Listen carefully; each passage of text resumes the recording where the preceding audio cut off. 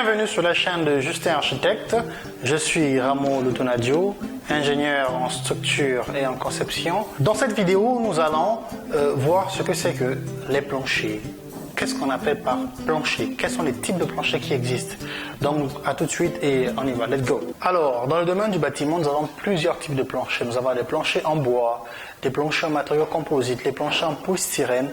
Nous allons nous concentrer sur les planchers en béton armé. Nous allons travailler sur des planchers en béton armé. Alors, en béton armé, on a principalement deux types de planchers qui sont utilisés.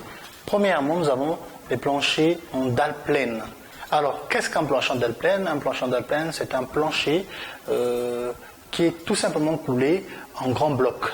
C'est-à-dire que ce plancher-là est ferraillé et coulé en un seul bloc. C'est un plancher en dalle pleine. Alors, nous avons un deuxième plancher, c'est le plancher en dalle nervurée.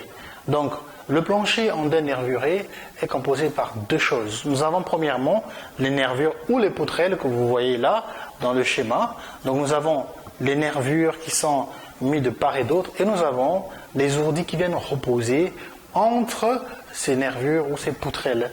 Alors, quels sont les avantages et pourquoi il y a cette différence de dalles? Pourquoi y a-t-il deux dalles que nous utilisons très souvent dans la construction en Afrique et un peu partout dans le monde?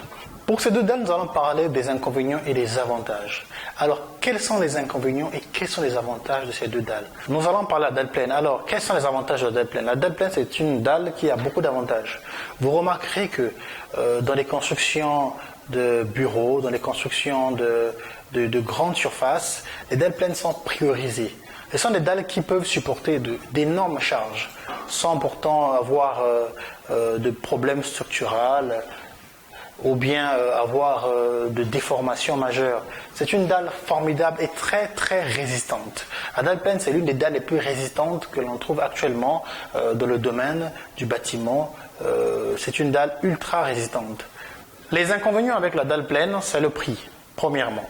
Le prix de la dalle pleine, elle coûte cher. Le mètre carré de la dalle pleine, elle coûte très cher. Et le deuxième inconvénient, c'est le poids. La dalle pleine, elle pèse énormément. C'est l'une des dalles qui pèse le plus de toutes les dalles qui existent. La dalle nerveuse, c'est une dalle très légère. C'est une dalle qui ne pèse pas énormément. Donc c'est une dalle très facile en conception. C'est une dalle qui est composée, comme je vous l'ai dit tout à l'heure, de poutrelles et d'ourdis. C'est une dalle que l'on peut monter et démonter à sa guise. Quels sont les inconvénients avec la dalle nervurée? La dalle nervurée est une dalle très fragile. C'est une dalle dont la mise en œuvre est très simple, très facile, mais qui reste une dalle très très fragile. Vous aurez remarqué que nous avons les ourdis qui sont des aggloments qui peuvent se casser à tout moment lors de la mise en œuvre, lors de la réalisation, bien que c'est facile de réaliser avec la dalle pleine, lors de la réalisation, lors de la mise en œuvre, bien que ce soit assez facile de pouvoir réaliser une dalle avec la dalle pleine, mais un grand avantage, c'est la solidité et c'est la résistance.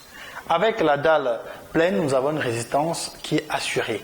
La dalle pleine est résistante et elle peut durer énormément de temps. La dalle nervurée, elle est très fragile et en cas d'accident, en cas de problème, en cas d'accident majeur dans le bâtiment, elle peut facilement s'effondrer. Mais néanmoins, elle reste une très bonne dalle avec de très belles performances et elle est surtout la plus utilisée au Sénégal et dans beaucoup d'autres pays.